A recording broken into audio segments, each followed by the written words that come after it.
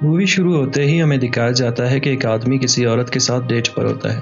اچانک اسے اپنے سینے میں شدید درد محسوس ہوتا ہے اور اس کا دل اس زور سے دھڑکنے لگتا ہے کہ اس کے جسم کے باہر سے بھی نظر آتا ہے، اور دیکھتے ہی دیکھتے اس آدمی کا ہارٹ بلاسٹ ہو جاتا ہے اور اسے ہاسپٹل لے جایا جاتا ہے، جہاں سیم اور ڈین اس شخص کے جسم کا معائنہ کرتے ہیں۔ دراصل سیم اور ڈین پولیس آفیسرز ہیں اور انہیں اس آدمی کے سینے میں ہارٹ کی شکل کا سوراخ نظر آتا ہے، اور وہ اس مرے ہوئے آدمی کے فنگر میں رنگ دیکھتے ہیں، جس سے ظاہر ہوتا ہے کہ وہ شادی شدہ ہے۔ وہ عورت جس کے ساتھ یہ آدمی پارک میں ڈیٹنگ کر رہا تھا اس کی باس تھی۔ لہذا سیم اور ڈین کو شک ہوتا ہے کہ اس شخص کی بیوی نے کسی جادوئی طریقے سے اسے مروایا ہے، اس لیے سیم اور ڈین اس شخص کی بیوی کے پاس جاتے ہیں، جہاں وہ اس کے شوہر کی موت کے بارے میں سوال کرتے ہیں۔ تبھی وہاں ایک عورت آتی ہے۔ یہ وہی عورت ہوتی ہے جو اس آدمی کو ڈیٹ کر رہی تھی۔ یہ عورتیں دراصل ایک دوسرے کو جانتی ہیں، اور یہاں اس کی وائف بتاتی ہے کہ ان کا ریلیشن بہت پہلے ہی ختم ہو چکا تھا، کیونکہ ان دونوں کا افیئر چل رہا تھا۔ اس کی وضاحت سن کر آفیسر سمجھ جاتے ہیں کہ اس شخص کی بیوی قاتل نہیں ہے۔ اور اب وہاں ایک اور عجیب واقعہ پیش آتا ہے۔ ایک کاروباری شخص سوسائڈ کرنے جا رہا ہوتا ہے۔ اس پر بہت سارے لوگوں کا ادار باقی ہوتا ہے۔ وہ سوسائڈ کرنے کے لیے کسی بلڈنگ کی چھت سے چھلانگ لگانے جاتا ہے، اور وہاں سے چھلانگ لگانے کے لیے وہ جب آگے بڑھتا ہے تبھی اس کا پورا جسم ہوا میں تیر رہا ہوتا ہے۔ وہ خوش ہوتا ہے کہ گاڈ اس کی ہیلپ کر رہا ہے۔ اچانک وہ وہاں سے سیدھا نیچے گر جاتا ہے اور مر جاتا ہے۔ دونوں آفیسر جلد ہی اس جگہ پر پہنچ کر یہ معلوم کرتے ہیں کہ یہ شخص پہلے کچھ دیر کے لیے ہوا میں کیوں ٹھہرا اور پھر زمین پر کیسے گرا۔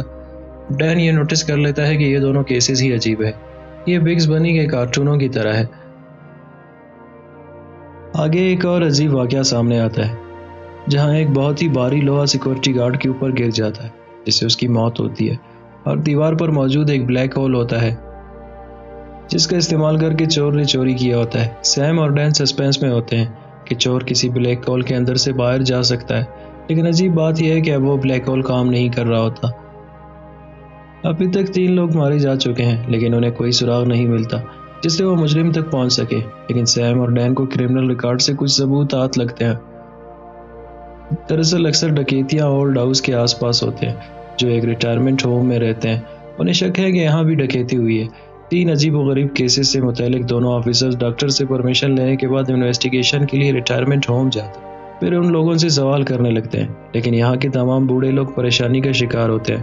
دراصل یہ اولڈ مین جس کا نام فریڈ ہے، یہ الزائمر کا شکار ہے، جو ایک بیماری ہے جس سے وہ ایک ویل چیئر پر ہوتی ہے۔ سیم اور ڈین اس سے کوئی معلومات حاصل نہیں کر پاتے۔ تبھی سیم کو دیوار پر ایک تصویر نظر آتی ہے۔ یہ اس کی ڈیڈ کا پرانا دوست فریڈ ہوتا ہے۔ وہ بھی یہاں رہتا ہے۔ فریڈ میں حقیقت سے لڑنے کی صلاحیت ہے، لیکن اب وہ الزائمر کا شکار ہے اور اب وہ اپنے آپ پر قابو نہیں رکھ پاتا، مگر اس کے ساتھ ایک بڑی طاقت ہے۔ وہ اسکرین پہ کارٹون کے مناظر کو حقیقت بنا سکتا ہے۔ سیم اور ڈین یہ سوچ رہے ہوتے ہیں کہ فریڈ کے پاورز کو کیسے ختم کیا جائے۔ تبھی ڈاکٹر میونی آ جاتے ہیں اور ان سے یہ کہہ کر جانے کو کہتے ہیں کہ پیشنٹ کو آرام کی ضرورت ہے۔ سیم اور ڈین فریڈ کو آدھی رات کو خفیہ طور پر لے جانے کا ارادہ کرتے ہیں۔ فریڈ ٹی وی اسکرین دیکھ رہا ہوتا ہے اور اپنی انگلی سے چینل بدل رہا ہوتا ہے، تب تک کہ اسے اپنا پسندیدہ کارٹون نہ ملے۔ اس وقت اولڈ ہوم میں یہ لوگ ایک بوڑھی عورت کی سالگرہ منا رہے ہوتے ہیں اور فریڈ پر کوئی توجہ نہیں دے رہا ہوتا۔ تبھی اسکرین پر بم دھماکے کا ایک منظر دکھائی دیتا ہے اور فریڈ مائنڈ انرجی کے ذریعے برتھڈے کا کیک بم میں تبدیل کر دیتا ہے، مگر خوش قسمتی سے کسی کو نقصان نہیں پہنچتا۔ یہ سن کر سیم دوبارہ آ جاتا ہے اور انہیں پتہ چلا کہ فریڈ وہاں سے غائب ہے، اور یہاں سیم نرس کی کلائی میں ہیرے کا بریسلٹ دیکھتا ہے۔ عورت نرس کا ہاتھ پکڑ کر اس سے سوال پوچھتا ہے کہ یہ بریسلٹ کہاں سے ہے، تو وہ بتاتی ہے کہ یہ بریسلٹ اسے اس کے بوائے فرینڈ نے دیا ہے، اور دونوں آفیسرز انویسٹیگیشن کے لیے اس لڑکی کے بوائے فرینڈ کے گھر جاتے ہیں، جہاں انہیں وہ آدمی زخمی پڑا ملتا ہے جسے گولی مار دی گئی ہے۔ کاسٹائل اسے پٹی باندھ دیتا ہے تو یہ آدمی انہیں سب کچھ بتاتا ہے۔ چند ہفتے قبل اسے اتفاقاً فریڈ کی صلاحیتوں کا پتہ چلا تو اس نے ڈاکٹر میونی کو بتایا۔ تبھی میونی فریڈ کی صلاحیت کو بینکوں سے پیسے چرانے کے لیے استعمال کرتا ہے، اور سیکیورٹی گارڈ کو بھی ڈاکٹر نے ہی قتل کیا ہوتا ہے، اور اب پھر سے وہ فریڈ کے ساتھ ایک بینک لوٹنے جا رہا ہے۔ یہ سب کچھ جانے کے بعد آفیسرز بینک پہنچ جاتے ہیں۔ ڈین کو دیوار میں ہول نظر آتا ہے اور وہ ڈاکٹر کو اریسٹ کرنے جاتے ہیں، اور یہاں دکھایا جاتا ہے کہ ڈین کی ٹیم کو فریڈ ایک وین میں مل جاتا ہے، جہاں فریڈ کارٹون دیکھ رہا ہوتا ہے۔ وہ فریڈ کو بیدار کرنے کی کوشش کرتے ہیں، لیکن حیرت کی بات یہ ہے کہ فریڈ انہیں براہ راست کارٹون کی دنیا میں لے جاتا ہے، جہاں انہیں معلوم ہوتا ہے کہ فریڈ اپنی خیالی دنیا میں کھو گیا ہے، اور وہ وہاں جو بھی تصور کرتا ہے وہی سب اصلی دنیا میں بھی ہوتا ہے۔ لیکن فریڈ ان سب چیزوں سے بے خبر ہے کہ اصلی دنیا میں اس کی وجہ سے کیا کیا ہو رہا ہے۔ جب اسے ڈین سمجھاتا ہے تو اسے اندازہ ہو جاتا ہے کہ اس نے ایک بڑا مسئلہ پیدا کر دیا ہے، اس لیے وہ حقیقی دنیا میں واپس آنے کا فیصلہ کرتا ہے۔